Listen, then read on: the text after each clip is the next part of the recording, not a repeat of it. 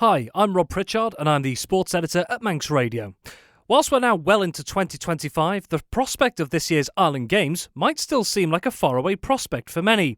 However, preparations for this year's event in Orkney from the 12th to the 18th of July are well underway. Front and centre of many of the logistics behind the scenes for the Isle of Man is the Island Games Association of Mann, or IGAM for short. With reports of organisational challenges in some areas for this year's Games, how has IGAM found getting themselves and the team ready for Orkney? To find out, I recently caught up with IGAM Chairman Gary Jakeman and Secretary Jill Gillings. Gary, Jill, thanks very much for joining us once again. We did have a conversation like this back in 2023 when the Island Games were looming, and just a few months out, we're in the same situation again. Orkney, the venue this time in 2025. Before we get into some of the preparations that have gone on so far, for those who missed our previous conversation, it's always important to clarify that yourselves and IGAM aren't directly involved in the sporting side of this for the Isle of Man, are you? No, we're not. We're purely there for management to get the team to Orkney, get them housed, fed, watered, and get them back. And Jill, just to start with very generally, the preparations so far, a lot of the work that the likes of yourself and Gary do is behind the scenes, the stuff that people don't see. And preparations have been underway for a while. How have things gone so far? It's coming together. Inevitably, there's always problems. Each island has a different set of difficulties that we come across, or things that challenge us.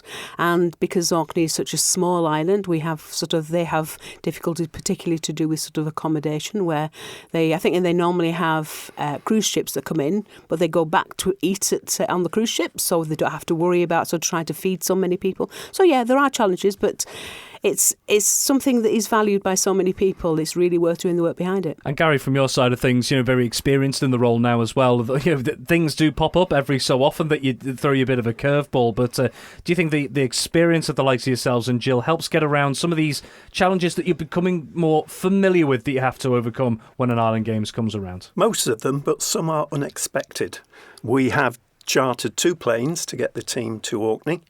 Unfortunately, because Orkney's got such a short runway, we can only land partly full, which makes the prices of seats on the planes expensive. We're not allowed any hold luggage. That has to go overland, so that's been another challenge. But we've got 134 going on our flights, and the rest of the team are making their own way there. Jill, when it comes to something you mentioned just a moment ago, accommodation, we've heard scattered reports of just how much of a challenge it can be, because Orkney, by its very landscape, is smaller when you compare it to some of the other island nations that take part. How difficult has the accommodation situation been, and how well have Orkney tried to pull out all the stops to make it happen for everyone? In essence, we knew before we went there that the situation with the accommodation was going to be back to basics. There's the expectation of using schoolrooms as dormitories and having that type of accommodation.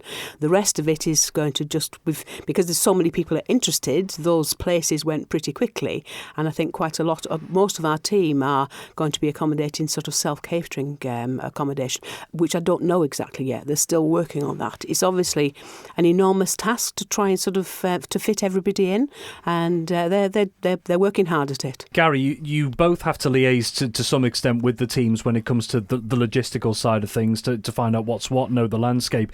You mentioned there as well about flights and how it looks like expensive, going to Orkney and then getting everyone back. So how are, as far as you're aware, how are those who are planning to go to the games, whether it's athletes or coaches, etc., are dealing with these rising prices that we just see in everything all over the world at the moment? Yes, these games are just about as expensive as Bermuda, which comes as a bit of a shock when you look at the prices previous. These are the first games, for me, I think, that we're in school halls, dormitories. We've only ever been in a hotel once in my existence, and that was last time in Guernsey.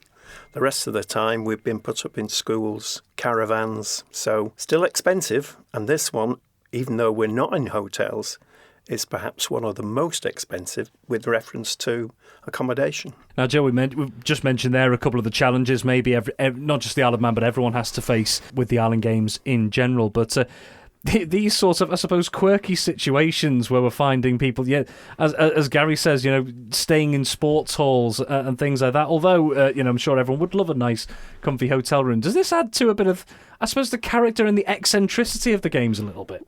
Well, that's one way of putting it. Yes, I think every games is different, and that's one of the joys of it all, and that you go and experience the situation within there. And I think it's a credit to the sports people that they understand that they're going to go in and they're going to be challenged in a number of different ways. And for some of the sort of the sports people who might go on to sort of further competition, perhaps Commonwealth Games, they will have already experienced a sort of a week of, I won't say chaos, but a week of having to be in a different sort of place, that you don't know what the venue's going to be like. You've got so many things to take into consideration. Is a really useful exercise. And for the rest of the team, for whom many it's the sort of the pinnacle of their sporting career, it's just a wonderful experience. And Gary, one final question on logistical side of things before we move on. Your jobs don't stop once the games actually start as well. There's still a lot to kind of happen on the island as well. Of Orkney, of course, it'll be this year as well. So could you just give us an insight as to some of the things that I suppose you both have to deal with once the games actually start? Yeah, well, our morning starts about 7 o'clock when we go to a team managers meeting, which I guess will be in the Picketboy Centre, where we get a briefing for that day and other things that are going on in the week. Depending what happens during the day, we could be lucky and be watching sport, or we could be helping a team manager sort out an injury of one of their team. We just go and keep an open mind and our fingers crossed everything happens safely. And as Jill, as Gary says there, sometimes you find yourselves helping other island nations and others that are involved in it as well. Is this one of the big things, do you believe, how big a thing is it, I should say, of the Island Games, that there is that unity, everyone is willing to chip in to help the other to get the most out of it? Absolutely, yeah. I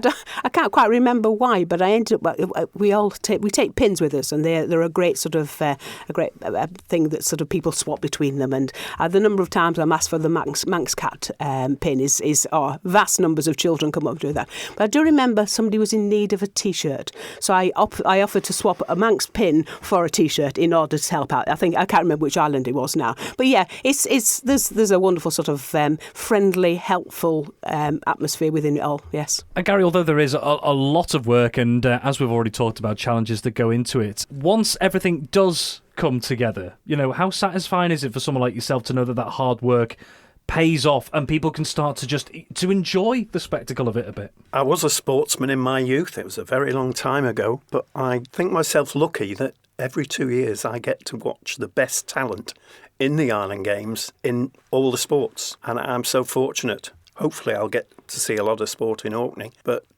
that's one of the big benefits for me. I'm a sportsman through and through, and to watch youngsters coming through, it's just fabulous. And Jill as well, as Gary talks about, seeing the next generation of athletes coming through the Isle of Man in whatever discipline, and that's the thing, the variety of different sports that people get involved in. You've got, from triathlon to athletics to squash to bowls. There's such a variety that people can get involved in as a completely different experience and as a really competitive experience as well. Yes, I agree wholeheartedly with what Gary's saying. It is when we do get the opportunity to go along and support everybody. It's just wonderful to be there to sort of we're shouting for our team. It's brilliant. Gary, coming back to it, I suppose a slightly more serious subject as well, and we've already touched on it, is the cost. Now, we've talked about it from a logistical side of things, but it can cost several £1,000s per athlete to actually take part in the Island Games. How, in today's world where we're seeing, the cost of living generally rising, cost of a lot of things rising, how much more difficult is it, would you say, looking from the outside to what the athletes and coaches have to do to just get there? Yes, this Games isn't cheap. Our charter flights are expensive, and big thanks to Mann Travel who've helped us out again. They did a great job in Guernsey, and hopefully it's going to be the same here for Orkney. The accommodation, for not bed and breakfast, but sleeping on an airbed in a school hall, it's going to cost about £130 per person per night. I think that's just bed and breakfast as well. We've not even thought about evening meals yet, and that's another logistical nightmare we have, because Orkney isn't a big island and they've got 2,000 very hungry competitors every night looking for food. And Jill, coming back to the point of athletes again, when you actually see that for yourself, the enjoyment they get out of it, whether it is on the very, right at the top of the competitive end, or speaking to some of those who, yes, they want to compete and but they get a chance to meet others that they wouldn't otherwise see in the last couple of years. How much is that community aspect in the games?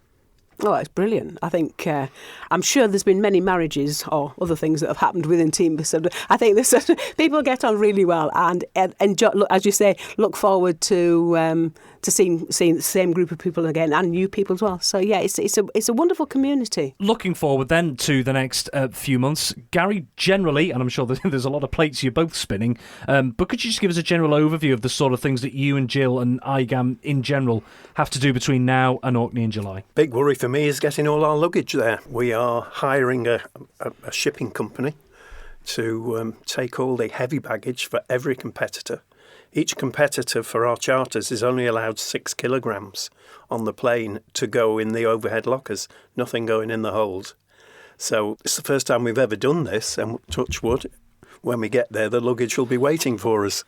And likewise, when it comes back, just things we've not tried before, but we haven't got a choice this time. And Jill, similar question. From your side of things personally and the responsibilities that you have, what in particular have you got to bear in mind over the next few months? I think it's just trying to make sure we don't know yet the accommodation, we don't know where we're going to be staying. So I'm waiting for that really. That's going to be a big one of trying to sort of make sure that there's going to be access to food, etc. for people who are sort of wherever they're going to be. So that's a challenge because I don't know yet, and obviously sort of people are quite keen to know what they're going to be doing and where they are. So that is a bit of a problem, and trying to get people there as well as far as apart from the ones on the plane. Steam Packet have been very helpful with passages crossed for people that are going to the game, so we appreciate that sort of assistance from people. Last couple of questions, I'll open this out to both of you, whoever wants to chip in really. So first off, coming back to the commitment side of things, you both obviously have to work incredibly hard behind the scenes to get all these important bits done. For the athletes themselves, they have to source their own funding to go there, whether that's through fundraisers or private sponsorship. There's a lot of work that goes in behind the scenes just to take part. How much respect do you have for the athletes and coaches that give up their own time and money in some cases just to be involved and represent the Isle of Man on a good sporting stage? Yes. It is a big challenge for people, and it's so good that people feel that it's so worthwhile being involved, that we have 190 people that want to go. It's brilliant. And Gary, I'll bring the final question to you here, but obviously we've spoken about a lot of different plates that you're both spinning with regards to getting this all done, but you always seem to find a way of making it happen, as IGAM and as everyone involved, to make this a spectacle. Should everything fall into place quite nicely, how special do you think the Orkney Games could be? Well, it's the smallest island nation to host it. Shetland was the previous one. We've got 10,000 more people. The facilities in Orkney are fabulous. Haven't got a problem with those at all. It's just all the fringe bits that are just unknown at the moment. And, Jill and I will be beavering away from day one when we get to Orkney. Thank you for having the stamina to make it to the end of the Manx Radio Sportscast. You're clearly someone who has their eye on the ball at all times. Want to hear more about the latest sporting news across the Isle of Man and much more? Then might I recommend you take the plunge and subscribe to this series or a wide range of Manx Radio podcasts at your favourite podcast provider, so that, in a flash, all of our finest moments take a winner's place on your smartphone. Thank you.